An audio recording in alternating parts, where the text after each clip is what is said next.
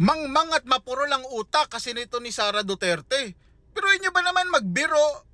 Ayan tuloy, yung kanyang ama patuloy na nagdudusa dyan sa kulungan, sa selda 13 ng ICC.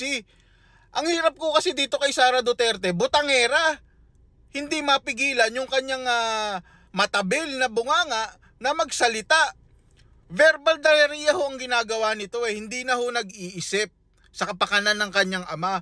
Biruin nyo ba naman mag-joke daw at sabihin na nagbabalak daw itong mga DDS, itong mga maisog ng na palayain o i-jailbreak itong si Pangulong Duterte dyan sa ICC.